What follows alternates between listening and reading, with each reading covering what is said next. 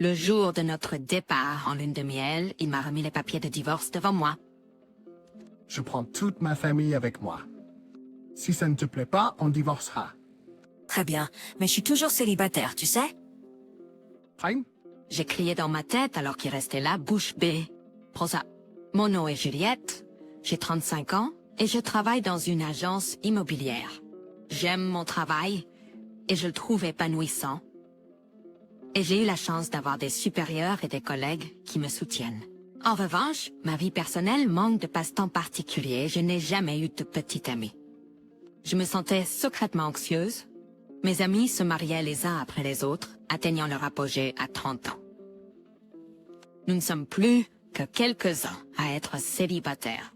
Mes collègues ont également quitté l'entreprise, les uns après les autres, et à chaque fois c'était comme un coup de poignard dans la poitrine. C'est à ce moment-là que j'ai rencontré Nicolas grâce à une introduction d'un ami. Il était 2 ans plus jeune et avait un sourire qui chatouillait mes instincts maternels. Il parlait peu et écoutait toujours mon avis lorsqu'il prenait des décisions. Il donnait toujours la priorité à mes pensées. N'ayant jamais eu d'expérience avec les hommes auparavant, je suis rapidement tombée sous le charme personnalité de Nicolas. Notre dessin, ça vous plaît, Craig? Lorsque j'ai mentionné le mariage, il a répondu « Alors, marions-nous » Pour le mariage, une 12aine de décisions doivent être prises. La cérémonie de mariage, la lune de miel et un nouveau foyer où vivre ensemble. C'est un événement majeur, unique dans une vie, donc je voulais prendre des décisions ensemble. Mais quelle que soit la décision que nous prenions, il écoutait toujours mon avis. Il n'exprimait pas sa propre opinion, se contentant d'être d'accord avec moi. La personnalité de Nicolas commençait à me sembler un peu fiable, et j'ai commencé à être insatisfaite de lui. Et une autre chose qui me préoccupe, c'est ma relation avec ma belle-mère. La personnalité de ma belle-mère était complètement différente de la nature facile de Nicolas. Elle n'écoute pas mes opinions, pose immédiatement ses propres idées. Juliette, quand tu te maries, bien sûr, tu quittes ton travail et tu te concentres sur la maison, n'est-ce pas? À ton âge, si tu ne te dépêches pas, tu ne pourras pas avoir d'enfants. Nicolas travaille dur, donc en tant que femme, tu devrais te concentrer sur la famille. C'est le devoir de la femme de soutenir son mari. Lorsque je suis allée la saluer, ce sont les premiers mots qu'elle m'a adressés. Le mari travaille sur l'extérieur, la femme s'occupe de la maison. Elle s'accroche toujours à de telles idées dépassées. La vérité est que je gagne plus d'argent que Nicolas. Il ne semble pas y penser beaucoup et en a même parlé à ses parents. Mais sa mère n'a pas l'air d'aimer ça. Une femme qui gagne plus qu'un homme n'a aucun charme. Peut-être que tu sais pas faire les tâches ménagères. Une femme qui gagne plus qu'un homme n'a aucun charme. Peut-être que tu ne sais pas faire les tâches ménagères, n'est-ce pas? Une épouse devrait être capable de cuisiner, faire la lessive, nettoyer et prendre soin de la santé de son mari. Peux-tu faire ça? Ma belle-mère a dit en me regardant de haut, si c'était Nicolas qui disait ça, ce serait une chose. Mais est-ce que ce n'est pas différent quand c'est ma belle-mère? Ce n'est pas quelque chose dont je peux me vanter, mais je peux gérer toutes les tâches ménagères depuis que je vis seule depuis longtemps. Et je n'ai pas l'intention de quitter mon travail après le mariage, et je veux me prioriser autant que Nicolas. C'est ce que je pensais. Mais Nicolas ne m'a pas aidé même quand ma belle-mère me critiquait. Au lieu de réfuter à belle-mère, il a acquiescé à ses propos. À cause de ça, j'ai eu un peu d'inquiétude à propos de Nicolas. Est-ce que je peux vraiment compter sur quelqu'un comme ça pour le reste de ma vie? Eh bien, Nicolas est plus jeune que moi après tout. Peut-être qu'il deviendra plus fiable à l'avenir. Si ce mariage échoue, je pourrais ne jamais de mariage. L'anxiété et les désirs se heurtent dans mon esprit, tourbillonnant dans un conflit sans fin. Cependant, le temps n'attend pas même si je suis troublée. Il y a tellement de choses que je dois décider pour le mariage, la destination de la lune de miel, demander un congé du travail, et ainsi de suite. La liste des choses à faire ne cesse de s'allonger. Avec un sentiment d'inquiétude, j'ai passé des journées chargées à préparer à la fois le travail et le mariage. J'ai consulté Nicolas. Je pense, compte tenu de notre travail, que nous pouvons prendre qu'un long congé à ce moment-là, donc est-ce que ça va pour la lune de miel pendant cette période? Oui, je pense que c'est bien. Nicolas et moi avons des périodes calmes, similaires au travail. Si nous voulons prendre un long congé, c'est le seul moment que nous avons. Le problème, c'est le mariage. Le lieu dont j'ai toujours rêvé est tellement populaire qu'il est réservé plus d'1 an à l'avance. Dans ce cas, que dirais-tu d'aller en lune de miel avant le mariage? J'ai cherché, et il semble que certaines personnes le font. S'ils ne vont au mariage, il faudra encore 2 avant de pouvoir partir en voyage. Si ça te convient, Emma, alors ça me va aussi. Je pensais que Nicolas n'objecterait pas, mais il a accepté si facilement. À ce rythme, il semble que toutes mes opinions seront acceptées pour la destination de la lune de miel, le menu du mariage et la décoration du lieu. J'ai bien envie que Nicolas exprime un peu ses propres opinions, mais c'est mieux que d'être en désaccord. Donc, chaque fois que j'ai trouvé un moment, j'ai continué à avancer avec les préparatifs pour la lune de miel et le mariage. Finalement, nous avons décidé d'aller en Europe pour la lune de miel. J'ai hésité jusqu'à la dernière minute entre Hawaï et l'Europe, mais Hawaï est proche et je suis sûre qu'il y aura une autre occasion d'y aller. Alors j'ai choisi de faire un voyage en Italie et en découvrant les rues pittoresques et la délicieuse cuisine. Je voulais aussi explorer des accessoires élégants et peut-être acheter de la vaisselle commémorative, car c'est le début d'une nouvelle vie. Après avoir envisagé différents horaires et destinations, j'ai complété la demande environ 1 mois avant le voyage. À ce moment-là, j'étais complètement excitée. Il est impossible de ne pas ressentir de l'excitation. Mon esprit était rempli de tout ce qui concerne l'Europe, de l'achat des articles nécessaires pour le voyage à la planification de nos activités à destination. À cause de cela, toute insatisfaction que j'avais envers Nicolas avait complètement disparu. Je veux aller sur les Champs-Élysées quand nous serons à Paris. Maman veut vraiment y aller. Quoi, ma belle-mère? Attends une minute, qu'est-ce que tu veux dire? Je n'ai pas pu suivre la situation soudaine, mais Nicolas a répondu comme si c'était évident. Time, puisque tout le monde y va, nous serons tous ensemble même pendant le voyage, non? Qu'est-ce que tu veux dire par tout le monde?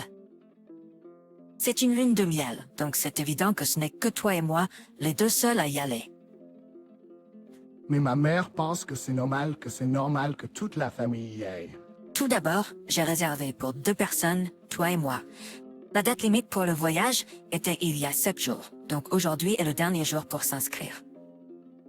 Que nous y allions ensemble ou non, j'ai réservé pour 2 personnes, donc il n'y a aucun moyen que nous puissions y aller.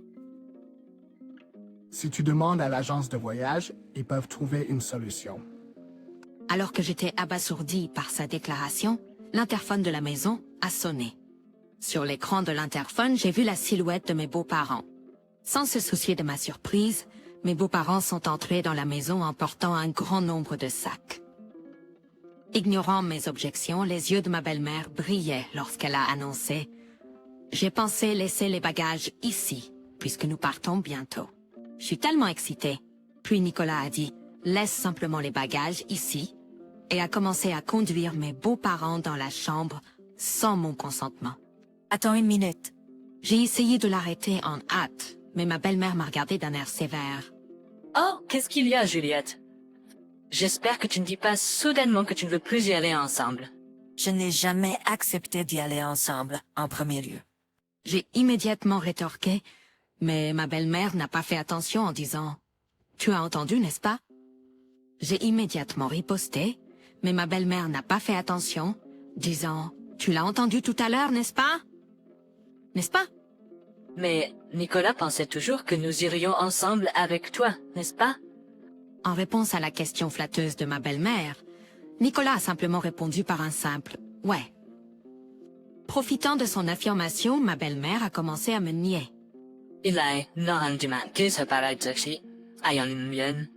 N'avez-vous pas ce genre de bon sens? J'espère que nous n'aurons pas d'expérience désagréable pendant le voyage en étant avec vous. Puisque c'est une lune de miel spéciale, nous voulons en faire de bons souvenirs, n'est-ce pas? Je vais m'assurer de vous inculquer le bon sens pendant 7 semaines avant de partir en voyage. C'est censé être une lune de miel spéciale. M'inculquer le bon sens. J'avais l'impression que tout était gâché. J'ai clairement senti mon sang bouillir. Belle-mère? C'est une lune de miel, vous savez? Normalement, c'est censé être juste le mari et la femme qui y vont, non? J'ai désespérément tenu bon. Si je continuais à écouter le côté de ma belle-mère, cela affecterait la... Je voulais éviter cela à tout prix. Cependant, ma belle-mère a refusé de céder. Non seulement cela, elle a commencé à me nier. Les parents et Marie sont censés partir en lune de miel ensemble. C'est juste du bon sens. J'arrive pas à croire que vous n'aimez pas être avec nous. Je pensais que nous allions devenir une famille, mais notre bon sens est différent. Vous ne m'aimez pas, et rien ne semble correspondre. Comme c'est triste. Comme si elle avait été blessée elle-même, ma belle-mère a baissé les sourcils de manière artificielle. La fin de ses paroles, comme c'est triste, contenait un sourire sous-jacent. J'étais convaincue qu'elle essayait délibérément de me piéger. C'est à quel point j'étais sûre. Même Nicolas, sans poser de questions, a commencé à me blâmer sur la base des paroles de ma belle-mère. Juliette, qu'est-ce que c'est que ça? Ce sont mes parents. Il est normal de partir en lune de miel ensemble, non? C'est impossible. Nous avons déjà réservé pour 2 personnes. De plus, je n'ai jamais entendu parler de famille accompagnant un voyage de lune de miel. Je déclarais et Nicolas a crié en colère, comme s'il cherchait une dispute. Je n'aurais jamais pensé que tu détestais autant mes parents, Juliette. C'est tout. Partons juste pour aujourd'hui. Il me regardait comme s'il ne pouvait pas croire ce qu'il voyait. Pendant que Brian parlait, un sourire malicieux se dessinait sur le visage de ma belle-mère. Pourquoi prend-il toujours le parti de sa mère sans écouter l'opinion de son épouse? Surtout en ce moment, je voulais qu'il soutienne mes points de vue. Avant même que je puisse réagir à ses paroles, je me suis retrouvé poussé vers l'entrée. Juste avant que la porte ne se referme, j'ai aperçu l'expression suffisante de ma belle-mère. J'ai été laissé dehors, incapable de faire quoi que ce soit d'autre que de rester là. Pourquoi suis-je traité comme la méchante? Pourquoi tout doit-il être gâché, y compris ce précieux voyage? La frustration et la tristesse m'ont submergé et les larmes ont commencé à couler. Quelques heures plus tard, j'ai reçu un message de Nicolas. Je veux que tu vérifies s'il est toujours possible qu'il se joigne à nous pour la visite. Sinon, nous annulerons ce voyage et demanderons une visite où nous pourrons tous les 4 aller. S'il te plaît, réfléchis de manière rationnelle. Si tu reconsidères, nous pouvons trouver une solution ensemble. Je ne pense pas être dans le tort, donc je n'ai aucune raison de m'excuser ou chérie ou de répondre. Brian doit aussi être en colère, car il n'y a eu aucun contact après ce message. Le temps a passé, et le jour du départ de notre lune de miel est enfin arrivé. Je ne pouvais pas imaginer en profiter dans cet état, mais nous avions préparé cette lune de miel depuis 1 mois. Je ne pouvais pas refuser. Alors que je me préparais à quitter la maison le cœur lourd, l'interphone a sonné. Brian était venu me chercher. Nous ne nous étions pas vus depuis cet incident, donc je ne savais pas quel visage faire. Le fait qu'il soit venu me chercher signifiait qu'il avait toujours l'intention de partir en voyage. Mais il n'avait pas de valise avec lui. Au lieu de cela, il m'a remis des papiers de divorce. Après avoir blessé mes parents, j'avais toujours l'intention de partir en voyage, n'est-ce pas? J'emmène toute ma famille en lune de miel. Si ça ne te plaît pas, divorçons. Ma mère a dit que ce serait mieux comme ça. En disant cela, il m'a tendu les papiers de divorce. À ce moment-là, j'ai enfin réalisé quel genre de personne il était. Je pensais qu'il écouterait mes opinions et me mettrait en priorité, qu'il était gentil, mais ce n'était pas le cas. Cet homme n'a pas ses propres opinions et il met sa famille en priorité par rapport à moi. Voilà Nicolas, en réalisant cela, j'ai senti mes sentiments pour lui se refroidir. Même si je devais l'épouser, je ne pouvais pas me voir surmonter les nombreux défis qui nous attendaient dans le futur. Et devenir une famille avec cette belle-mère, c'était une situation impossible. Déterminée, j'ai pointé du doigt le papier de divorce devant moi et j'ai dit « Bien sûr, mais je suis toujours célibataire, tu sais ?» Hein? Brian s'est exclamé, visiblement surpris par mes paroles. Célibataire? Que veux-tu dire? Tu écoutais? Nous avons parlé de partir en lune de miel, mais de retarder l'enregistrement jusqu'au jour de la cérémonie. Je me suis assurée d'avoir la permission de Brian. Tu sais, tu n'as pas oublié, j'espère? Le certificat de mariage est toujours dans le tiroir et tu as même dit si ça te convient, Emma. Alors ça me convient aussi. C'est vrai, divorce ou pas, nous ne sommes même pas encore mariés. Il n'y a aucun problème à partir en lune de miel avec mon nom de jeune fille. Peut-être qu'il a retenu mes paroles, car l'expression de Brian a soudainement changé. Mais immédiatement, il est devenu rouge et a élevé la voix de frustration. Es-tu folle de renoncer au mariage juste à cause d'une lune de miel? Reprends-toi. J'ai répondu, faisant écho à l'intensité de Brian avec ma propre voix forte. C'est le résultat de ma rationalité. J'étais tellement désespéré de me marier, je ne pouvais pas voir la réalité clairement. Je ne pense pas pouvoir être heureuse en épousant quelqu'un qui n'écoute pas les opinions de son futur conjoint et ne les soutient pas. Je préfère rester célibataire pour toujours. Merci. Då was det missförstånd för. La hâte fit perdre, et j'ai senti que ce dicton était vrai. Juliette, calmons-nous et recommençons à zéro, d'accord?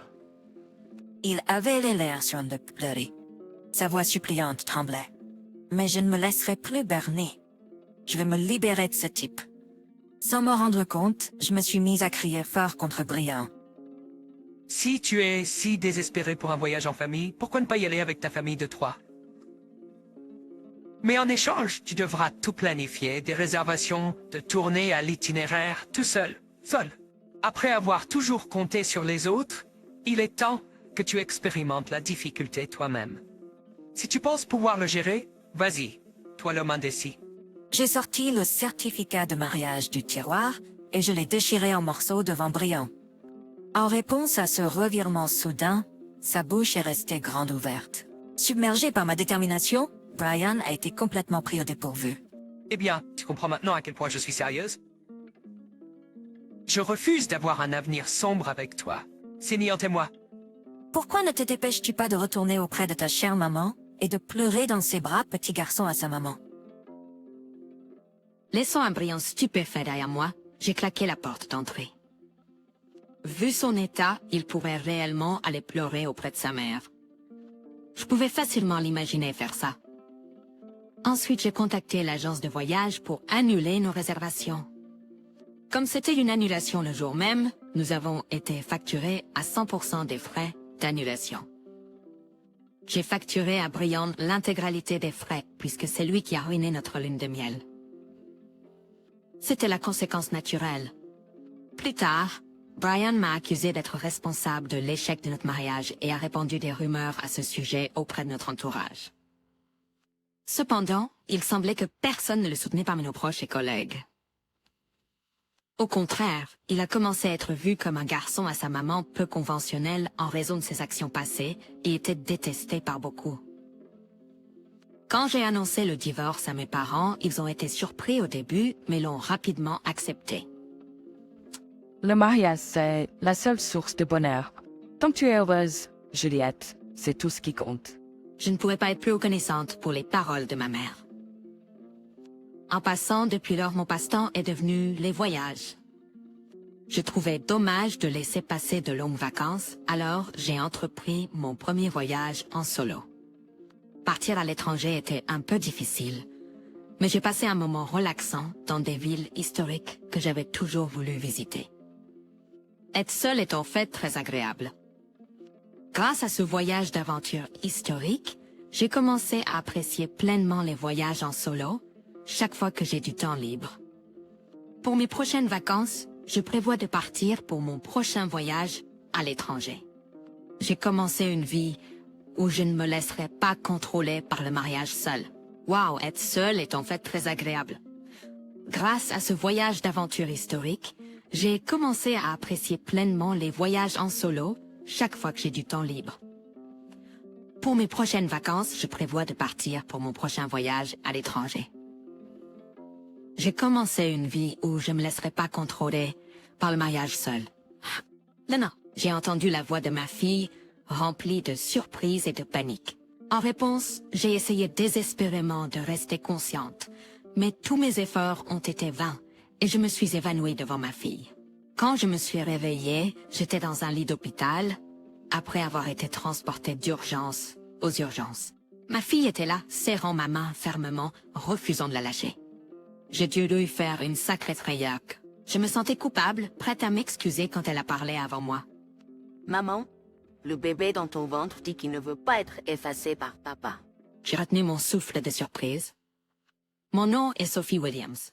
Je suis une femme au foyer de 27 ans, vivant avec mon mari Pierre, qui a 2 ans de plus que moi, et ma fille Marine, âgée de 4 ans. Je travaillais en tant qu'entraîneur sportif jusqu'à récemment, quand j'ai dû arrêter. La raison? Je suis enceinte de notre 2e enfant. Je ne voulais vraiment pas démissionner, mais après que ma grossesse était découverte, je me sentais souvent malade et je n'avais pas d'autre choix que de partir. J'étais déprimée après avoir quitté un emploi que j'aimais, mais il y avait aussi des aspects positifs. Jusqu'alors, Pierre n'était pas très utile pour les tâches ménagères ou l'éducation des enfants, mais il a commencé à prendre des initiatives pour mon bien. Je suis inquiète pour ma santé, mais je suis contente que Pierre change. À ce moment-là, je pensais que... Maman, réveille-toi. Quand je me suis réveillée à la voix innocente de Juliette, il était 7 heures du matin. Le bus scolaire pour la garderie de Juliette arrive à 7h30. Je me suis levée en hâte. C'est Juliette, il faut qu'on se prépare vite. Qu'est-ce qu'il y a? On a trop dormi. Si on ne se dépêche pas, le bus va arriver. Tout en brossant Juliette, encore confuse, et en quittant la chambre, j'ai réalisé que je n'avais vu Pierre nulle part. Il part habituellement vers 7h15, donc il devrait encore être à la maison. Fine, peut-être qu'il est en bas. Peut-être qu'il prend petit déjeuner. Bien que légèrement agacée, qu'il ne se soit pas inquiété de nous, je me suis dirigée vers les escaliers. C'est là que ça s'est produit. J'ai glissé et j'ai ressenti une sensation momentanée d'être projetée en l'air. Je vais tomber. J'ai instinctivement tendu la main vers la rampe.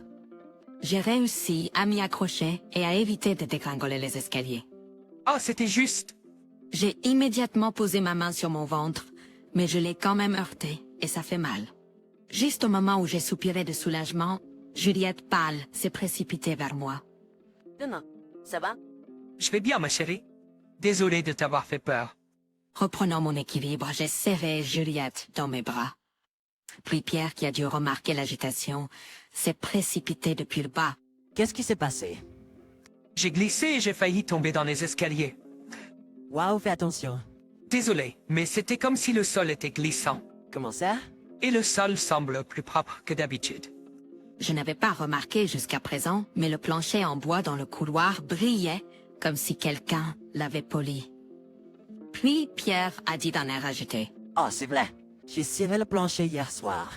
Puis, pourquoi ferais-tu ça soudainement? Je l'ai remarqué. Hier en nettoyant le sol, mais je suppose que je me suis un peu trop enthousiasmé. Je suis désolé. Oh, je vois.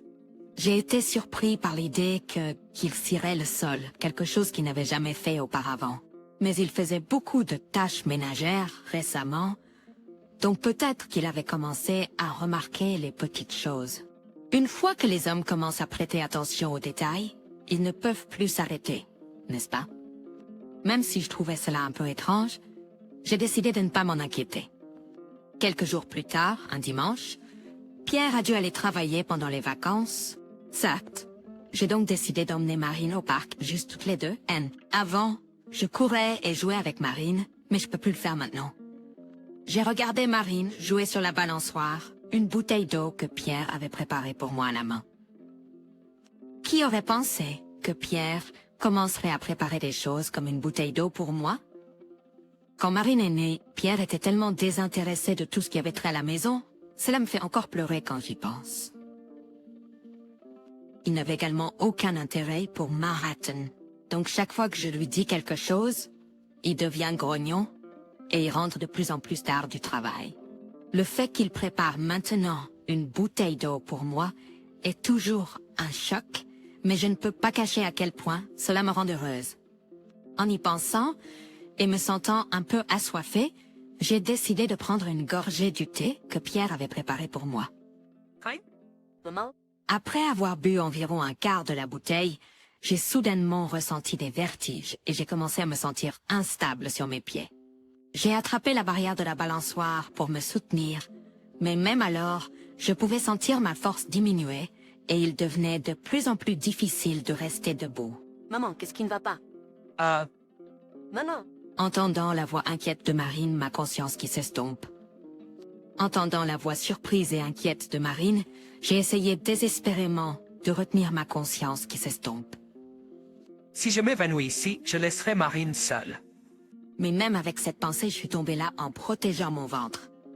Quand je suis revenue à moi, la première chose qui a frappé mes yeux était un plafond blanc éclatant. Pendant un moment, je ne comprenais pas où j'étais. Mais ensuite, j'ai remarqué l'odeur de désinfectant et la silhouette d'une infirmière apparaissant en disant « Est-ce que ça va ?» Ceci était un souhait, oui. En même temps, j'ai pensé à Marine. Excusez-moi, Marine, savez-vous, ma fille. Elle aurait dû être avec moi quand je suis tombée dans les pommes. Alors que je me redressais et demandais à l'infirmière, elle a dit « Ah » et a semblé comprendre immédiatement. Peut-être pour me rassurer, elle m'a souri. Elle est venue à l'hôpital en ambulance avec vous. Elle devrait être avec votre mari maintenant. Il a un peu de fils. Et c'est arrivé il y a un petit moment. C'est un mari si attentionné. L'infirmière a dit qu'elle allait les appeler, puis a quitté la pièce. Se sentant soulagée que Marine ne soit pas seule, ma tête a recommencé à tourner et je me suis effondrée sur le lit. Puis quoi? Alors qu'il n'y avait aucun problème lors de mes précédents examens prénataux. Était-ce parce que je bougeais trop ou avais-je mangé quelque chose de mauvais? Alors que ces pensées tournaient dans ma tête, je me suis soudainement souvenu du thé de la bouteille d'eau que j'avais bu juste avant de m'évanouir. En y pensant, ce thé, juste au moment où je pensais à cela, la porte s'est ouverte et l'infirmière, un médecin, Pierre et Marine, sont entrés. non. Marine, je suis contente. Je suis désolée de t'avoir laissé seule. Je vais bien. Mais qu'en est-il de maman? Est-ce que ça va, maman? Oui, je vais bien maintenant. Alors que je caressais la tête de Marine qui s'était précipitée vers moi, le médecin a souri à côté de moi. Finalement, il a été décidé que je serais hospitalisée pendant 2 ou 3 jours. Après un examen approfondi par le médecin et l'infirmière, ils ont quitté la pièce. Je vais acheter une boisson et il est parti aussi. Dans la chambre d'hôpital, il n'y avait que moi et Marine. Puis Marine semblait un peu agitée et avait l'air de vouloir dire quelque chose. Qu'est-ce qu'il y a, Marine? Maman, peux-tu garder un secret pour papa? Fine. Ouais. Bien que je me demandais pourquoi, j'ai acquiescé et Marine a rapproché son visage du mien avec un air sérieux. Le bébé dit qu'il ne veut pas être effacé par papa. J'étais momentanément sans voix, incapable de comprendre ce que Marine disait. Marine a alors pincé les lèvres mécontentes et a parlé un peu plus fort. Le bébé dit que papa est méchant et le thé dans la bouteille d'eau. À ces mots, j'ai été prise de court. J'ai aussi senti une amertume inhabituelle dans le thé de la bouteille d'eau. Au moment de boire, je pensais que peut-être Pierre avait acheté un type de thé différent d'habitude, et je n'y ai pas prêté attention. Mais en y repensant maintenant, j'ai été frappée par un terrible vertige juste après avoir bu ce thé. J'avais un léger pressentiment quelque part dans mon cœur qu'il pourrait y avoir un lien avec l'incident de l'évanouissement. Mais que signifie le bébé en disant « Hey Marine » ? Désolé pour mon retard. La cafétéria était bondée. Juste au moment où j'allais demander à Marine plus en détail, Pierre est revenu dans la chambre. Et j'ai avalé mes mots de surprise, et Marine semblait mal à l'aise et a enfoui son visage dans le lit. Quelque chose s'est passé? Non, ce n'est rien. Bon, peu importe. Je rentre à la maison pour aujourd'hui. Je dois travailler demain. Repose-toi bien, d'accord? Pierre a pris la main de Marine et est parti. Mais ma fille a montré une légère réticence à partir. On rentre à la maison avec papa aujourd'hui. Maman reste à l'hôpital. D'accord. Je ne pouvais m'empêcher de m'inquiéter pour ma fille, qui le suivait sans rien dire. Je me demandais si Marine allait bien. J'étais inquiète, mais il n'y avait rien que je pouvais faire pour le moment. Je devais juste m'assurer que je pouvais sortir de l'hôpital le plus tôt possible, et je me suis glissée dans le lit. Mais je n'arrivais pas à m'endormir facilement, car les mots énigmatiques de Marine me revenaient à l'esprit. 3 jours plus tard, j'ai été autorisée à sortir de l'hôpital. Comme mon mari travaillait, mon amie Camille est venue me chercher. Camille était une amie de la même salle de sport où je travaillais. Elle s'est occupée de moi depuis que j'ai arrêté, à cause de mon état de santé. J'ai été choquée d'apprendre que tu t'étais évanouie, mais tu sembles aller beaucoup mieux que je ne le pensais. J'ai tellement bien dormi à l'hôpital que je me sens beaucoup mieux. Je suis contente. J'étais inquiète parce que tu es enceinte. Alors que nous avions cette conversation dans la voiture en rentrant à la maison, je me sentais un peu mal à l'aise à l'intérieur. J'avais constamment l'impression d'être fatiguée et d'avoir la tête lourde, mais l'inconfort s'est amélioré en quelques jours seulement. Les seules choses inhabituelles que j'avais faites pendant cette période étaient de prendre une pause des tâches ménagères et de la garde d'enfants et de manger un régime équilibré à l'hôpital. En y pensant, j'ai soudain réalisé quelque chose. Donc cela signifie que je n'ai pas mangé la cuisine de Pierre hier. Je me suis souvenu qu'il y avait eu plusieurs choses étranges depuis que Pierre avait commencé à faire le ménage. Mais à presque glisser sur la cire, il y avait d'autres choses qui me dérangeaient. Par exemple, des objets étaient placés à des endroits où ils ne sont généralement pas, ce qui me faisait trébucher. Ou le temps où on m'a dit que la douche était prête, mais il s'est avéré que le réservoir d'eau chaude était vide et de l'eau froide est sortie. De tels incidents se sont produits fréquemment, surtout lorsque de l'eau froide sortait. Je me suis précipitée à l'hôpital par souci pour le bébé dans mon ventre, car c'était en hiver. Heureusement, il n'y a eu aucun problème, mais c'était vraiment un événement stressant. Bien sûr, je pensais que ce n'était que des erreurs dues à l'inexpérience de Pierre en matière de tâches ménagères. Cependant, en y réfléchissant maintenant, chacun d'entre eux semblait être quelque chose qui pourrait entraîner des conséquences irréversibles si un pas était mal fait. Sophie, nous sommes là. Ah oui. Avant que je m'en rende compte, nous étions arrivés à la maison. Voyant mon silence, elle m'a regardé avec inquiétude. Si tu te sens malade, tu devrais le dire, d'accord? Oui, je le ferai. Eh bien, tu devrais te reposer au moins pour aujourd'hui. Je vais chercher Marine, d'accord? Merci, j'apprécie. En sortant de la voiture ensemble, je me suis dit que je devrais parler Marine correctement une fois qu'elle serait de retour. Le soir, Marine est rentrée à la maison avec Amélie. Elle a même acheté de la nourriture au dépanneur pour le dîner et a dit « Appelle-moi si quelque chose arrive avant de partir ». Elle était comme un super-héros. J'ai sauté de joie silencieusement de ma tête. En dînant avec la nourriture du dépanneur que Camille a acheté, je me suis sentie étrangement bien. Alors j'ai décidé de reparler à Marine. « Peux-tu parler un peu au bébé dans mon ventre, Marine ?» Oui. Marine a hoché la tête avec fermeté. C'était difficile à croire, mais je sentais qu'il n'y avait pas de mensonge dans ses paroles. Alors peux-tu me dire à nouveau ce que le bébé dit? Eh bien, le bébé a peur de papa. Pourquoi? Papa essaie de nous faire du mal intentionnellement et de séparer maman et le bébé.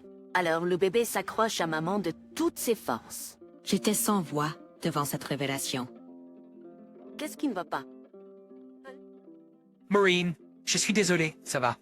Voyant le visage larmoyant de Marine, je l'ai rapidement prise dans le bras. Et j'ai pris une décision approx. Je dois trouver des preuves solides, sinon personne ne me croira. Le lendemain, après avoir vu mon mari partir au travail, j'ai sorti quelque chose du fond du placard.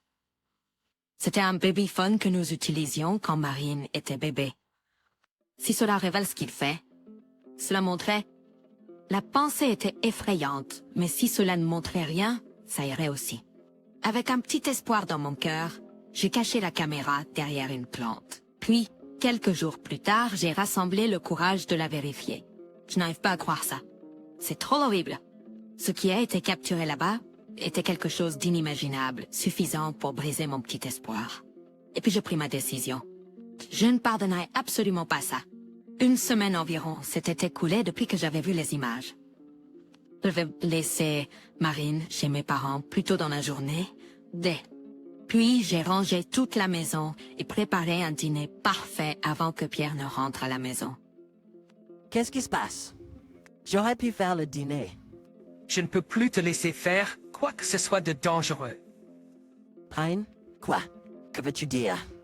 Je n'ai pas manqué de remarquer la lueur de prudence dans ses yeux. Qu'est-ce que tu as nourri ta femme enceinte tout ce temps?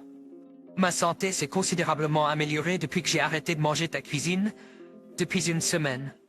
J'avais fait semblant de manger la cuisine de mon mari, et je l'avais jetée. Quand je l'ai dit à mon mari, il a été légèrement secoué.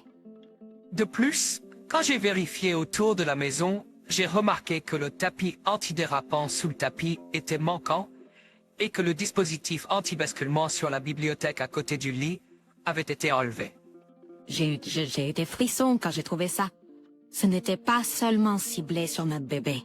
Ça impliquait que j'étais aussi une table. Quand j'ai jeté un coup d'œil à Pierre, sa bouche tremblait alors qu'il essayait de forcer un sourire.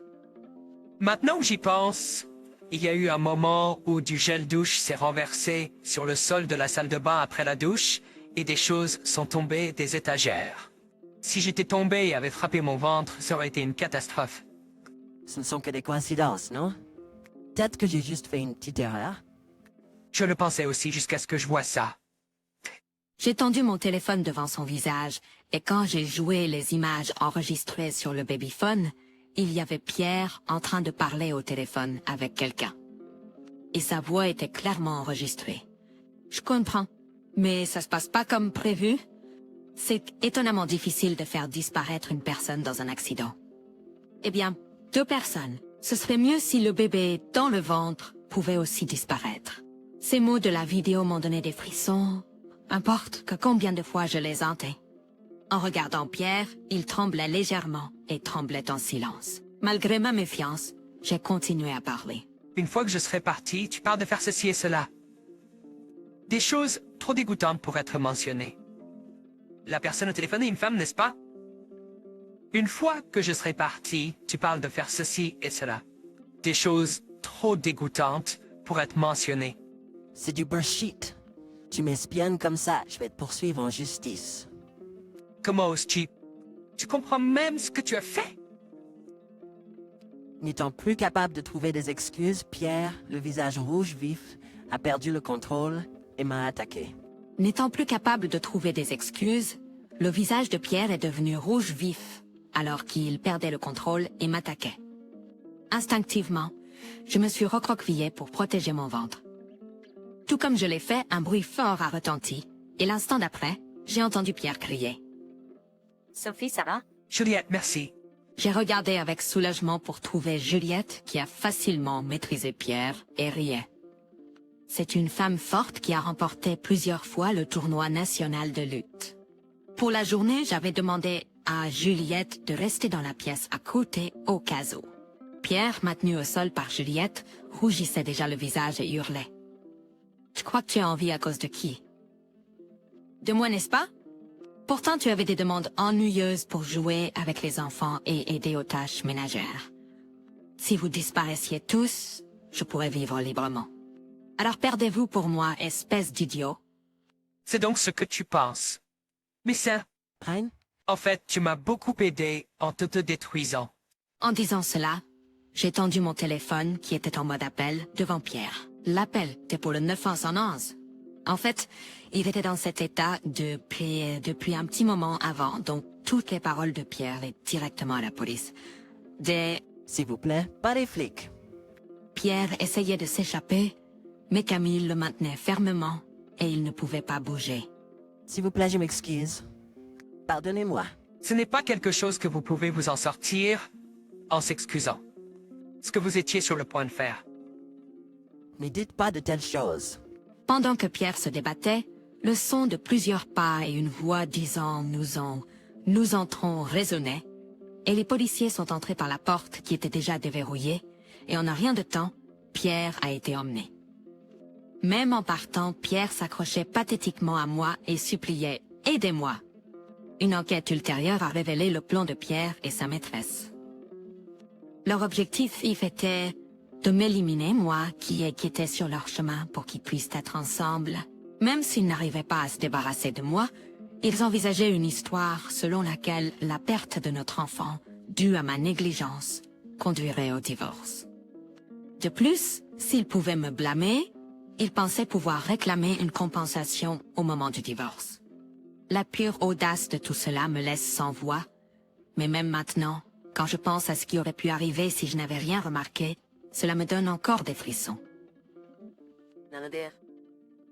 Elle dit qu'elle peut toujours être à tes côtés.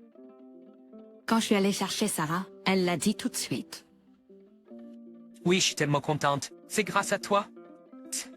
J'ai remercié ma fille du fond du cœur et là, soulagement, ont coulé. Maman, pourquoi pleures-tu? Le bébé a hâte de te rencontrer. Moi aussi, j'ai hâte de te rencontrer. Environ un mois après l'arrestation de Pierre, notre divorce a été finalisé. Et quelques mois plus tard, j'ai donné naissance à une petite fille en bonne santé. Sarah était ravie de la naissance de sa sœur et est maintenant devenue une grande sœur très fiable. Je préfère vivre avec maman qu'avec toi. C'était juste après minuit, un vendredi soir. Mon mari jouait à un jeu en ligne dans le salon pendant que je travaillais sur des dossiers à la table à manger quand il a suggéré de vivre séparément.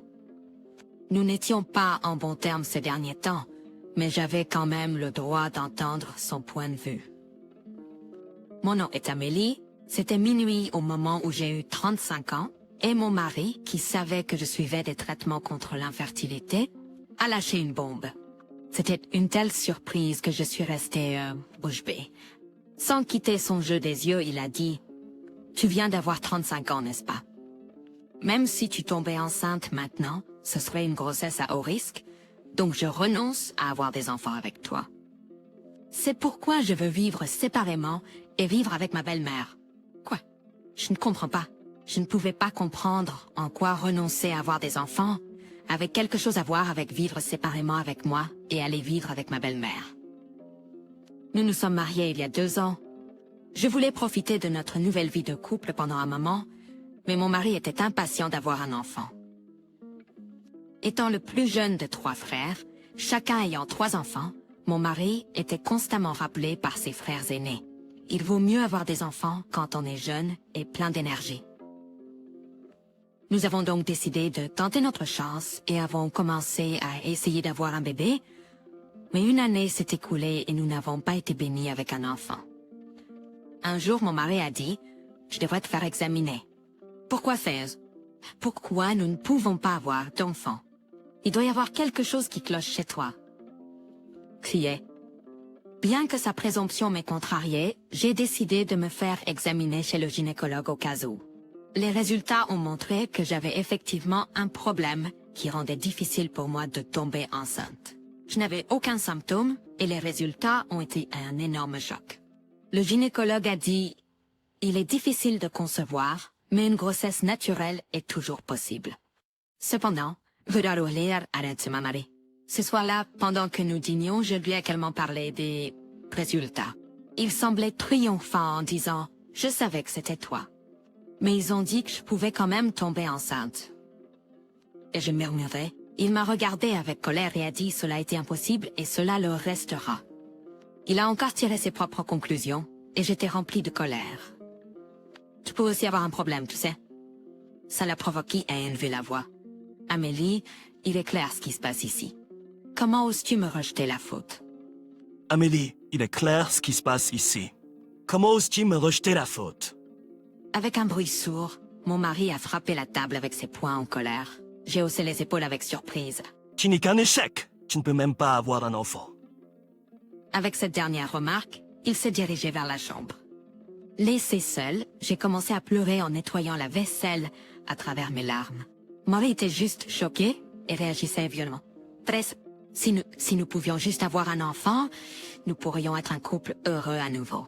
Je me suis dit cela et j'ai décidé de redoubler d'efforts pour essayer de concevoir et regagner le cœur de mon mari. Et j'ai commencé à consulter régulièrement le gynécologue, même si j'ai essayé particulièrement fort pendant mes jours les plus fertiles, c'était toujours un échec et je me suis retrouvée devenir têtue à ce sujet. Un matin, j'ai dit à mon mari, essayons à nouveau ce soir, d'accord? À ma surprise, il m'a regardé avec désapprobation et a dit, n'est-ce pas un peu gênant de parler de ce soir dès le matin? J'ai rougi de Jeanne. En y réfléchissant, je trouverais ça étrange aussi, mais nous sommes un couple. Cela devrait être naturel. Cachant mes émotions complexes, j'ai essayé de le persuader doucement. « Tu veux aussi un enfant, n'est-ce pas ?» Mais mon mari a rétorqué. « Je n'ai pas vraiment envie d'un enfant. Ça coûte beaucoup d'argent. Mes frères m'ont dit qu'un vrai homme a une femme et des enfants, alors j'ai pensé essayer. Mais ça n'arrive pas à cause de toi. J'ai maintenant une excuse respectable, donc je m'en fiche. » À partir de ce moment-là, chaque fois que j'approchais mon mari, il me rejetait avec des excuses comme « je suis occupée » ou « je suis fatiguée ». J'étais aussi fatiguée à cause du travail. Être rejetée encore a brisé ma fierté en tant que femme. Dernièrement, mon mari est devenu accro aux jeux en ligne, restant éveillé jusqu'au milieu de la nuit. Avant que je m'en rende compte, non seulement notre vie intime, mais aussi nos conversations quotidiennes étaient presque inexistantes. Mon mari croyait avoir perdu tout haine pour avoir un enfant, mais aussi pour moi. Mais j'ai pas arrêté d'aller chez le gynécologue. Ce qui m'a surpris pendant les traitements contre l'infertilité, c'est le nombre de couples présents. La clinique où je suis allée était spécialisée dans les traitements contre l'infertilité. C'était toujours bondé et il était normal d'attendre 2 à 3 heures même avec un rendez-vous. Voir autant d'autres couples lutter avec le même problème m'a beaucoup aidé. De temps en temps, je voyais un couple sortir de la salle de consultation. La femme touchant tendrement son ventre encore plat, son mari marchant près d'elle. Peut-être venait-il de découvrir qu'ils étaient enceintes. Parlez, j'aimerais que ce soit moi. Je veux aussi un enfant. Je veux regagner l'amour de mon mari et être heureuse. J'avais gardé un faible espoir pour mon enfant, mais on m'a dit qu'il serait difficile de poursuivre d'autres traitements sans que mon mari ne se fasse tester. Et je me suis retrouvée à un point mort. Cela pourrait être impossible après tout.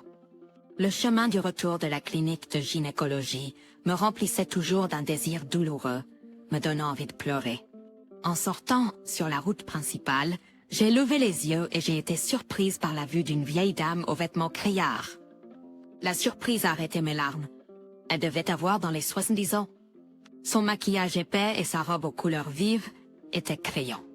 Je ne connaissais personne comme ça, mais étrangement, elle me semblait familière. Serait-ce ma belle-mère? Même si nous vivions dans la même ville, je la voyais rarement, et elle ne ressemblait en rien à l'image que je me souvenais, mais j'en étais sûre. Il y avait un grain de beauté distinctif sur sa joue.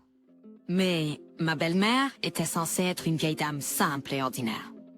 Surprise par transition radicale, je me suis fondue dans la foule.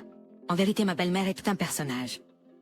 Elle est indulgente envers elle-même, mais trop stricte envers les autres, lançant des insultes qui laisseraient la plupart des gens sans voix. De plus, elle chérit mon mari, son plus jeune enfant, affichant un favoritisme flagrant et traitant le reste de ses enfants comme s'il n'était bon qu'à donner de l'argent. Mon bon beau-frère la méprise également. Lorsque mon beau-père est décédé d'un cancer l'année dernière, il a été question qu'elle emménage avec l'un de ses enfants. Mais l'aîné et le deuxième fils, ainsi que leur famille, ont catégoriquement refusé. Je pensais que cela nous reviendrait. Mais elle a déclaré qu'elle vivrait seule tant qu'elle serait en bonne santé. Que ce soit par ressentiment d'avoir été rejetée ou simplement par sa nature profonde, lorsque mon beau-père est décédé, elle a provoqué une énorme scène en criant « Sales ingrats, volant de l'argent aux personnes âgées » et a monopolisé son héritage sans le diviser. Peu importe le nombre de fois où mon mari ou mon beau-frère ont suggéré de diviser l'héritage selon la loi, elle n'a pas cédé et personne ne pouvait la vaincre. Même elle m'a dit « Je n'ai aucune intention de m'entendre avec toi, alors ne viens pas chez moi. » Mais par rapport aux batailles enflammées entre elle et mon beau-frère et leurs épouses, j'étais dans une position relativement paisible. Ma belle-mère a disparu dans un magasin sans me remarquer. Je n'arrivais pas à croire que c'était la même femme que je connaissais, et je me suis retrouvée à fixer l'enseigne du bâtiment dans lequel elle est entrée. Cette nuit-là, je ne savais pas si je devais parler ou non à mon mari de sa mère, mais j'ai décidé de ne pas le faire. Après tout, elle est adulte, et avec la disparition de mon beau-père, elle est célibataire. Ce n'est pas à moi de critiquer ses passe-temps personnels. Je l'ai vu quelques fois depuis, mais j'ai toujours fait semblant de ne pas la voir. Puis, des mois ont passé. Et alors que le calendrier marquait mon anniversaire, mon mari a proposé que nous vivions séparément. J'ai décidé de demander à mon mari, est-ce que tu trouvais quelqu'un qui te plaît? Peut-être que le changement radical de ma belle-mère était une excuse et qu'il envisageait de se remarier avec quelqu'un. Mais il passe ses journées à jouer à des jeux vidéo à la maison, donc je ne pense pas qu'il voit quelqu'un. Je me demande dans mon esprit. Je me sens étrangement calme et j'ai presque envie de rire. Mon mari, de son côté, répond sérieusement. Eh bien, il y a une fille dans mon groupe de jeux qui me plaît un peu, mais ce n'est que sur Internet après tout. Ça pourrait être un homme se faisant passer pour une femme. Ce qui rend ce fait donc encore plus ridicule. Il suggère soudainement une séparation. Il est assez sain d'esprit pour juger, alors pourquoi a-t-il soudainement suggéré une séparation? Je ne comprends tout simplement pas. Mon mari continue. Je veux juste vivre avec ma mère plutôt qu'avec toi. Il répète, pourquoi voudrait-il vivre avec sa mère et pas avec moi? Me détestes-tu? Notre amour a-t-il disparu? Je cherche une réponse qui me satisferait et pose la question suivante à mon mari. Dès que les mots ont quitté ma bouche, mon cœur bat douloureusement. Il n'a pas besoin de moi, la femme qui ne peut pas avoir d'enfant en raison de l'infertilité. Retenant mes larmes, j'attends la réponse de mon mari. Non, pas vraiment. Fine. Mon mari défie mes attentes de manière directe. Ne te l'ai-je pas déjà dit? Je me fiche d'avoir des enfants maintenant. Nous avons besoin d'une autre façon de gagner de l'argent. Argent? Ces paroles inattendues, il hoche calmement la tête et dit avec un visage sérieux, c'est l'héritage de ma mère. Je ne vois pas du tout le lien dans l'histoire. Et je suis confus. Mes frères sont cupides. Ils essaieront de prendre plus de l'héritage de maman que moi en utilisant l'excuse qu'ils ont plus d'enfants. Je ne laisserai pas cela arriver. Qui est le cupide ici? J'étais stupéfait, mais je suis resté bouche bée. Mais ta mère est en très bonne santé. N'est-il pas trop tôt pour parler de ton héritage? C'est pour ça. Ma mère te déteste, mais elle m'adore. Si je commence à vivre avec elle dès maintenant, je pense que ce sera avantageux pour recevoir l'héritage. Ma mère doit avoir beaucoup de l'héritage de mon père qu'elle a pris pour elle-même. Donc, je n'ai pas à travailler dur et je peux vivre une vie confortable. Nous n'avons pas d'enfants. Nous avons besoin d'argent car il n'y a personne pour s'occuper de nous quand nous serons vieux. Mon mari a expliqué comme s'il se moquait, mais j'ai compris le sens et j'ai été choquée. La raison pour laquelle mon mari voulait un enfant était... Donc tu avais besoin d'un enfant pour prendre soin de toi quand tu seras vieux? Et comme ce n'est pas possible, tu veux une plus grande part de l'héritage de ta mère? Avec l'espoir que mes hypothèses se révéleraient fausses, j'ai confronté mon mari. Cependant, sa réponse était encore complètement opposée à ce que j'avais souhaité. Bien sûr, il s'est exclamé. Les enfants sont là pour prendre soin de leurs parents. Si je vis avec maman maintenant, je pourrais peut-être prendre tout l'héritage. Je ne pouvais pas m'empêcher de ressentir le fort lien de sang entre Antoine et sa mère, comme si cela expliquait tout. Il n'a montré aucune intention de partager quoi que ce soit. De partager quoi que ce soit également. Alors que j'étais sans voix, Antoine a continué son monologue. Quand maman sera partie, je reviendrai vivre avec toi. Tu peux pas avoir d'enfants, mais tu peux gérer les tâches ménagères très bien. Tu sers un but en tant que femme de ménage et tu rapportes un salaire décent en tant que travailleuse à temps plein. D'accord, divorçons. Mes vrais sentiments ont éclaté. Qui accepterait un tel traitement, accepterait de vivre séparément, puis de revenir ensemble. Il se moque de moi. Je savais que Antoine, étant le plus jeune de trois, avait tendance à être gâté. Mais ce plan égoïste était au-delà de tout reproche et inacceptable. J'ai réalisé que je ne pourrais jamais trouver le bonheur en restant avec lui plus longtemps. C'était le moment où tout mon amour pour Antoine a complètement disparu.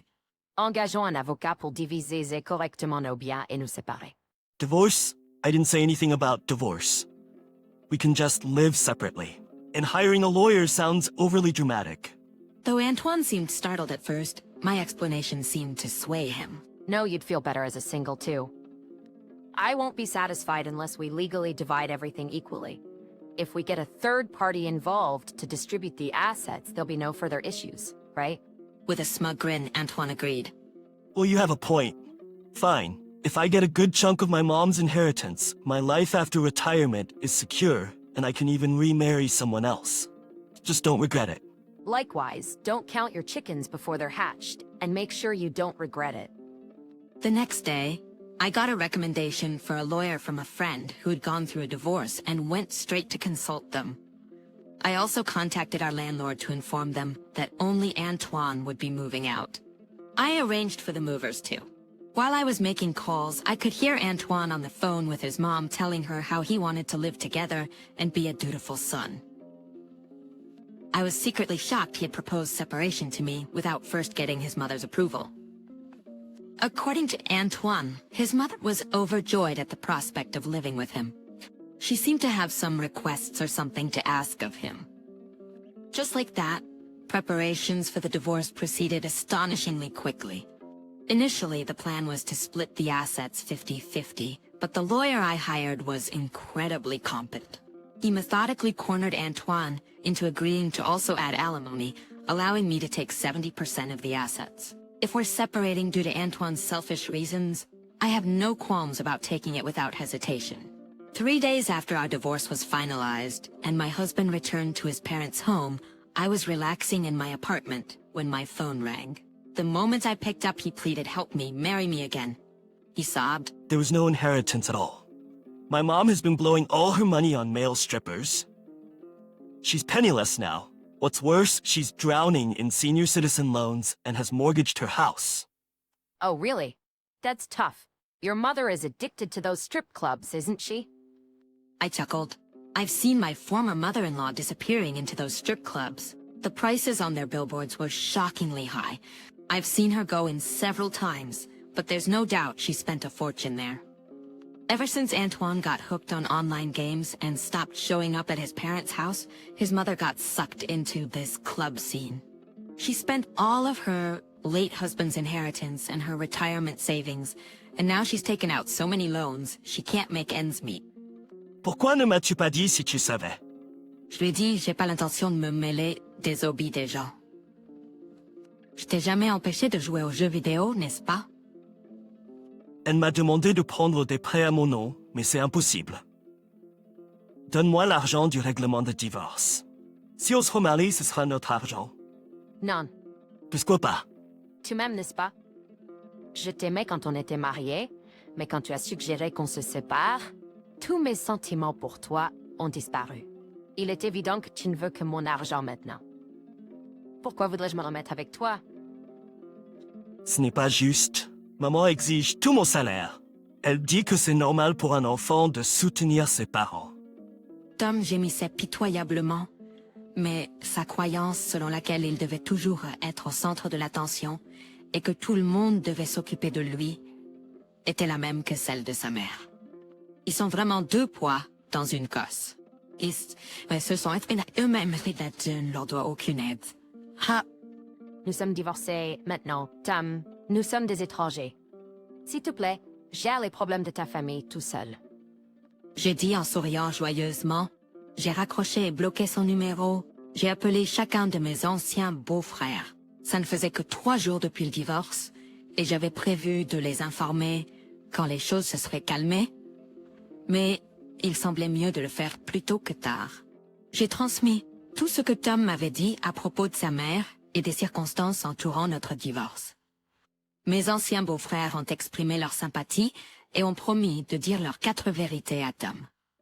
Plus tard, j'ai appris l'un d'eux que les frères de Tom avaient fait irruption chez ses parents, causant une énorme agitation.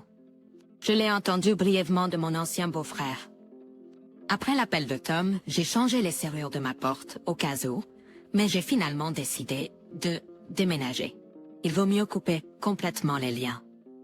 Pendant que je regardais différentes annonces immobilières, j'ai découvert que la maison de ses parents était à vendre. Je pourrais demander à mes anciens beaux-frères ce qui est arrivé à Tom et sa mère, mais j'ai décidé de ne pas m'en préoccuper. Je vais regarder vers l'avant et couper les liens avec le passé. Je pense à déménager dans un appartement qui accepte les animaux de compagnie.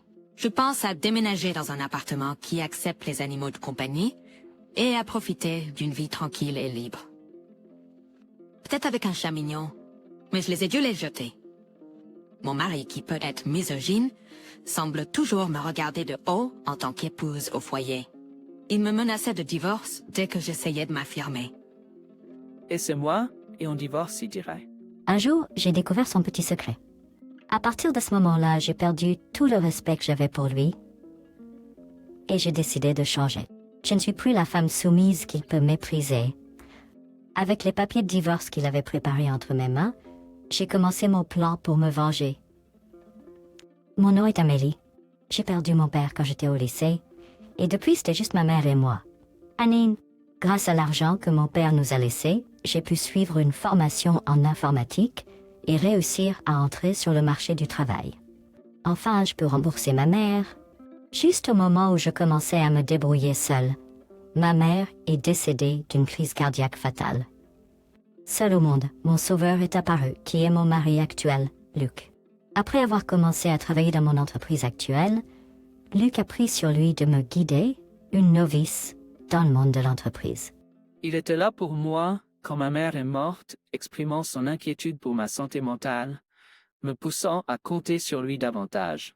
À partir de ce moment-là, je me suis tournée vers Luc, non seulement pour des conseils professionnels, mais aussi pour des questions personnelles. Luc semblait toujours être là, me guidant sur le chemin. Amélie, tu ne peux vraiment pas vivre sans moi, n'est-ce pas? Il le disait souvent après que nous avons officiellement commencé à sortir ensemble. Et puis il a proposé, désormais je te protégerai pour le reste de nos vies. Marions-nous. À la suggestion de Luc, j'ai quitté mon emploi après le mariage pour devenir femme au foyer à temps plein. Maintenir un foyer doux pour que mon mari puisse aller travailler sans souci. C'est devenu mon nouveau travail. Cependant, répondre aux attentes élevées de Luc était difficile et j'ai eu du mal à suivre ses exigences et les tâches ménagères. Et Amélie, qu'est-ce que tu as fait toute la journée? Mon mari me demandait à quoi je répondais humblement. J'ai nettoyé la chambre, fait la lessive, aéré la couette, et puis je suis allée faire les courses pour le dîner.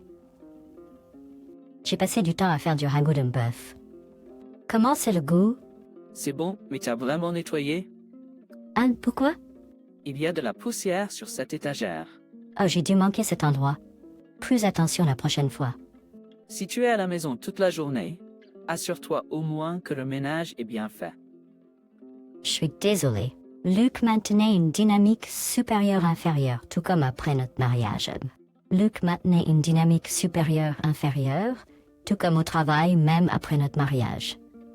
À un moment donné, il a critiqué. Hé, qu'est-ce qu'il y a avec ce ragoût de viande et de pommes de terre? Ah, c'est mauvais? Why is there pork in a meat and potato stew? It's supposed to be beef. We always made it with pork in my family. That's because your family was poor and could only afford pork, non? Are you saying my salary is not enough? C'est pas ce que je voulais dire. Antoine would severely scold me if anything didn't go his way, and often belittled me for being a child from a single-parent family without common sense. He started spending his weekends out alone. Hey Luc, où vas-tu chaque week-end? Un jour, quand je lui ai demandé cela, l'humeur de Luc a rapidement changé. Pourquoi est-ce que je dois te rapporter mes allées et venues? Ce n'est pas un rapport. Je voudrais juste qu'on passe plus de temps ensemble en tant que couple pendant les week-ends. Tu as toute la journée pour te reposer à la maison, tandis que je travaille sans relâche. Laisse-moi passer mes jours de congé comme je veux. Je ne te demande pas de m'emmener quelque part. Je veux juste passer ce moment tranquille ensemble. C'est exactement ce que je ne supporte pas. J'ai épousé une femme sans talent particulier et je t'ai même laissé être femme au foyer. Tout ce que tu as à faire, c'est de te taire et de faire le ménage pour moi. Luc a marmonné et est parti en trombe dans la chambre. Le lendemain, il m'a remis un morceau de papier. C'était un avis de divorce avec le nom de Luc déjà rempli. Qu'est-ce que ça veut dire? Choqué, je l'ai rapidement interrogé. Tu ne comprends même pas ce que c'est? Je suppose que les mères célibataires n'apprennent même pas les bases à leurs enfants, hein? Luc, est-ce que tu veux divorcer de moi? C'est un vêtement. C'est à cause de cette chose insolente que tu as dit hier. Si tu oses à nouveau exprimer ton opinion comme ça, je divorcerai immédiatement. Mais pourquoi? Quand il a dit ça, je me suis retrouvée incapable de répondre. Après tout, je n'ai nulle part où aller, étant donné que je n'ai pas de famille sur qui compter. Depuis lors, chaque week-end quand Luc partait, je n'avais pas d'autre choix que de le voir partir tranquillement. Un jour, alors que je nettoyais la maison comme d'habitude, j'ai remarqué que son ordinateur était encore allumé. Quand j'ai regardé l'écran pour l'éteindre, une page d'accueil d'un hôtel de villégiature a attiré mon attention. Est-ce que cela pourrait être un voyage en couple? Mon humeur s'est tout à coup éclaircie. Malgré toutes ces paroles dures, Luc se préoccupait de moi. À partir de ce jour-là, j'ai mis plus d'efforts dans les tâches ménagères que d'habitude, en attendant que Luc aborde le sujet du voyage. Cependant, peu importe le temps que j'ai attendu, il ne mentionnait rien à propos du voyage. Par curiosité, j'ai commencé à vérifier l'ordinateur de la maison plus fréquemment.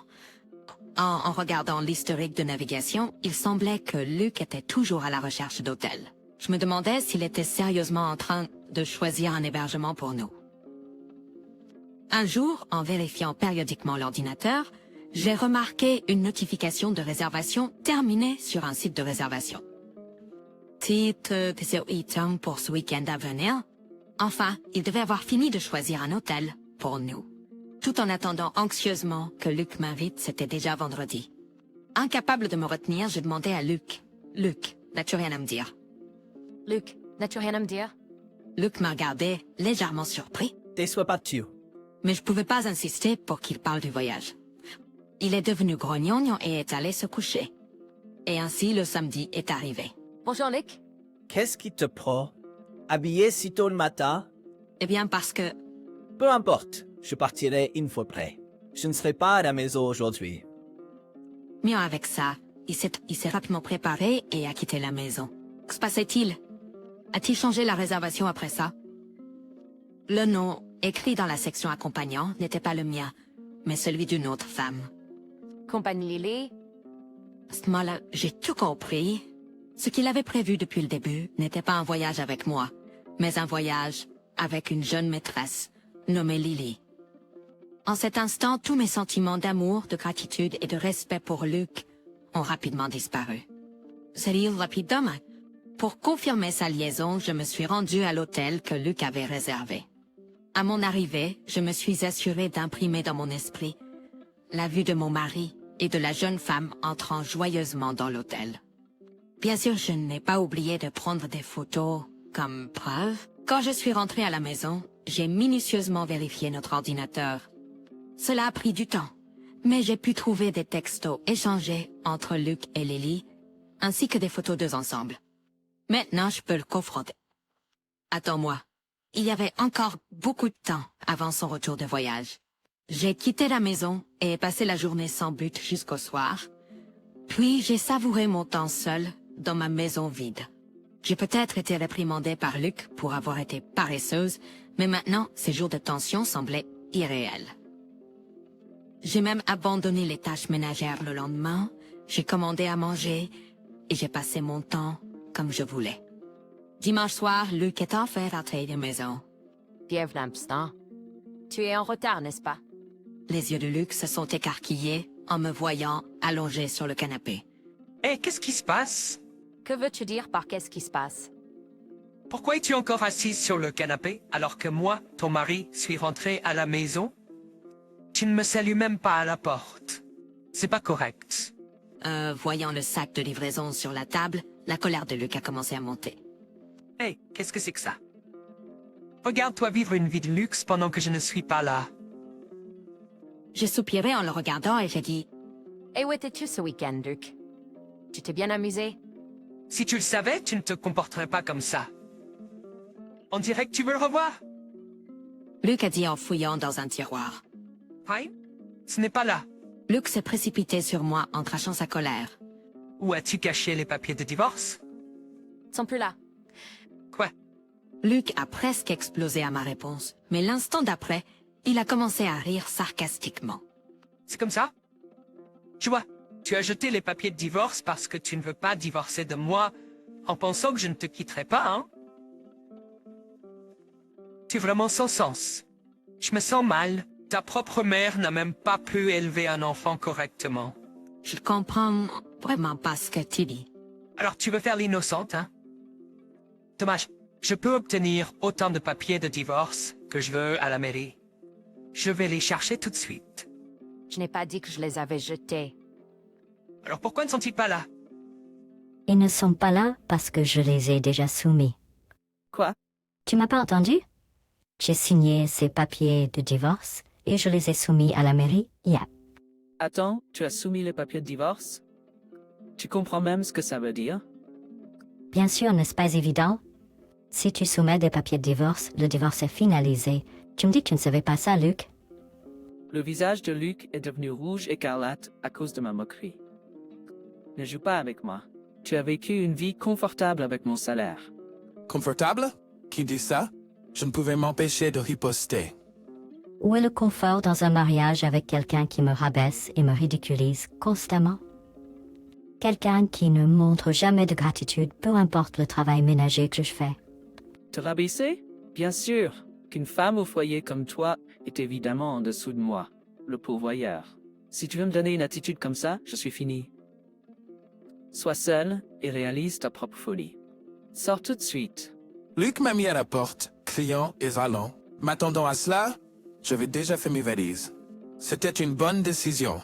J'ai pris ma valise et j'ai fièrement quitté la maison. Sur un coup de tête, j'ai loué un appartement pour la semaine et j'y ai passé la nuit. Le lendemain matin, j'ai regardé mon téléphone et j'ai vu un nombre écrasant d'appels manqués de Luc. Juste à ce moment-là, il m'a rappelé. Oh, qu'est-ce qu'il y a? Ne me demande pas ce qu'il y a. Où es-tu maintenant? C'est pas tes affaires. Nous ne sommes plus mariés. Arrête de jouer. Les papiers de divorce que tu as soumis toi-même sont invalides. Tu ne les as pas signés toi-même? J'étais pas sérieux. Tu l'as probablement fait par confusion aussi, non? Après une nuit de repos, tu devrais être plus calme maintenant. Si tu t'excuses, je te pardonnerai. Alors reviens. Je n'ai rien fait pour devoir m'excuser. Comment oses-tu me tester ton mari alors que je t'ai tout fourni jusqu'à présent? Si je te largue, tu seras à nouveau seul. Est-ce que c'est ce que tu veux? J'ai réalisé quelque chose. Il vaut mieux être seul que d'être avec quelqu'un qui ne se soucie pas de moi. Je pouvais dire que Luc était en colère au bout du fil. Il a élevé la voix au téléphone. Quoi? Même moi, je fais des compromis. Très bien, je me soucie plus de toi. Tu le regretteras. Je suis sûre que c'est toi qui le regretteras. Tu ne peux rien faire, tu n'es qu'une perdante. Luc a raccroché le téléphone dans une crise de rage. J'avais l'habitude d'avoir peur de ses cris, mais maintenant je ressens du mépris. Il ne m'a pas contacté pendant plusieurs jours, mais une semaine plus tard, j'ai reçu un appel sur mon téléphone portable de sa part. Mais une semaine plus tard, j'ai reçu un appel sur mon téléphone portable de sa part. Amélie, qu'est-ce que c'est que cette facture? Une fois que j'avais confirmé l'affaire de Luc, j'avais demandé à un avocat de déposer une demande de dommages et intérêts. Il semble qu'il ait enfin reçu la facture. Oh, elle est arrivée? C'est écrit clairement sur la facture. Pourquoi est-ce que je dois payer des dommages et intérêts? C'est toi qui es parti. J'avais même dit que j'étais prêt à recommencer, mais c'est toi qui as refusé de revenir parce que tu es si têtu. Tu comprends pas quelque chose. C'est des dommages et intérêts pour ton affaire. Assez. Quand et avec qui ai-je une affaire? Avec Lily, 25 ans. Tu la vois depuis 1 an maintenant. Comment as-tu? Tu as laissé tellement de preuves sur ton ordinateur. Tu pensais vraiment que je ne découvrirais pas? Tu pensais vraiment que j'étais idiote, hein? Luc semblait penser que je bluffais. Il a rétorqué avec fureur. Evidence? Il n'y avait rien de tel sur l'ordinateur. Oui, c'est vrai. Tu n'es pas si stupide pour laisser des textes et des photos avec ta maîtresse là-dessus. Enfin, comme je le savais, tu bluffais. Tu peux pas me tromper. Comme je le savais, tu bluffais. Comme tu ne peux pas me tromper. Pourquoi ne vérifies-tu pas toi-même si je bluffe ou non? J'ai envoyé à Luc les preuves de son aventure. En les voyant, son ton de voix est soudainement devenu paniqué. Comment tu sais ça? En effet, toutes les données avaient été effacées de l'ordinateur, mais Luc a complètement oublié que j'avais obtenu un diplôme d'une école professionnelle avec une certification en informatique. Ça a pris du temps, mais j'ai pu récupérer les données effacées, donc je les ai sauvegardées. En réalisant qu'il ne pouvait pas se dérober, Luc a soudainement changé d'attitude. Regarde, Amélie, tu ne veux pas vraiment faire ça, n'est-ce pas? Oui, je t'ai trompé avec elle, mais c'était juste une aventure. Tu es la que j'aime vraiment. Tu es la seule que j'aime vraiment, Amélie. J'ai réalisé que tout ça était juste dans ma tête. En étant avec toi, je perdais confiance en moi. Loin d'être protégée, tu détruisais mon estime de moi. Tu as juste un complexe de victime. En réalité, si ce n'était pas pour mon salaire, tu ne pourrais pas vivre, n'est-ce pas? Qu'est-ce que tu resteras pas pour ça? Je ne supporte pas l'idée que toi, qui m'as trahi, tu puisses mener ta vie comme bon te semble. Je te ferai assumer tes actes. C'est pour ça que je porte plainte. Il a finalement senti que j'étais déterminée et est revenu à ses insultes verbales. Très bien, je paierai. Je ne savais pas que tu étais une femme aussi méchante. Je me suis mis avec toi par pitié, mais c'était une grosse erreur. C'est pareil pour toi. Tu m'as choisi parce que tu pensais pouvoir me contrôler, n'est-ce pas? C'était une grosse erreur que je n'ai pas vue venir dès le début. Et tu es probablement avec ta maîtresse Lily parce qu'elle est jeune et fait tout ce que tu veux, n'est-ce pas? Paye les dommages rapidement et va avec elle. Tu le réaliseras bientôt. Tu es destiné à une vie solitaire. Bien qu'il ait fait bonne figure, il a transféré le montant convenu de compensation à mon avocat comme requis. Cependant, quelques jours plus tard, il m'a recontacté. « Amélie, peux-tu me rendre une partie de l'argent? » Quoi? Je n'ai pas pu m'empêcher de hausser la voix. Je n'ai jamais entendu parler de grande dette compensation. De plus, même après avoir payé la compensation et divisé nos biens, tu devrais encore avoir beaucoup d'économies, non? Eh bien, c'est ça le problème. Mes économies s'amenuisent. C'est pourquoi j'ai avalé ma fierté pour demander. Il semble que Luc, qui avait invité Juliette à vivre avec lui avait donné sa carte de crédit pour les urgences, mais elle a commencé à dépenser sans compter avec sa carte. Maintenant que Juliette a presque épuisé toutes ses économies avec ses dépenses, il était assez désespéré pour se tourner vers moi pour de l'aide. Exaspéré, je lui ai dit. J'ai peut-être été stupide de ne pas te voir à travers toi et de t'épouser, mais tu es tout aussi fou de ne pas avoir remarqué les habitudes dépensières de ta maîtresse avant de lui donner ta carte. Je réalise maintenant que tu es la seule pour moi, Amélie. Tu dois te sentir seule en étant célibataire aussi, non? Mon Dieu, grandis un peu. Tu crois que je vais rester célibataire pour toujours? Non, ne me dis pas. Tu as trouvé quelqu'un d'autre? Non, et peux-tu ne pas te comparer aux autres? Alors quoi? Tu n'as plus de famille, n'est-ce pas? Avec l'argent laissé par mes parents, j'ai lancé une nouvelle entreprise. Maintenant, je suis bénie avec de super collègues et je n'ai presque pas le temps de me sentir seule. Toi, sans talent particulier, tu as lancé une entreprise. Tu te dis toujours? Ne peux pas l'admettre? Tes paroles ruinent les gens autour de toi. Ouais? Tu regardes les autres de haut jusqu'à ce qu'ils perdent confiance et tu gâtes ta maîtresse jusqu'à ce qu'elle s'emporte. À moins que tu ne changes ton comportement égoïste, ni toi ni personne autour de toi ne trouvera jamais le bonheur. Avec ça, j'ai fermement rejeté Luc. Wait. Dis-moi plus je vais quitter. Il a probablement réalisé qu'il ne pouvait plus me regarder de haut, maintenant que je dirigeais avec succès ma propre entreprise. On dit que Juliette a quitté Luc juste après avoir utilisé toutes ses économies. Luc, qui ne pouvait voir ses partenaires que comme inférieurs à lui, ou les gâter sans pouvoir construire une relation solide, aura probablement du mal à trouver un compagnon pour la vie. Si quelqu'un est destiné à une vie solitaire, c'est Luc, pas moi. Avec cette pensée en tête, je me suis de nouveau consacrée à mon travail aujourd'hui. Ce que l'on ça n'est une vie le fait, c'est Luc. Bon, oui. Avec cette pensée en tête, je me suis de nouveau consacré à mon travail aujourd'hui.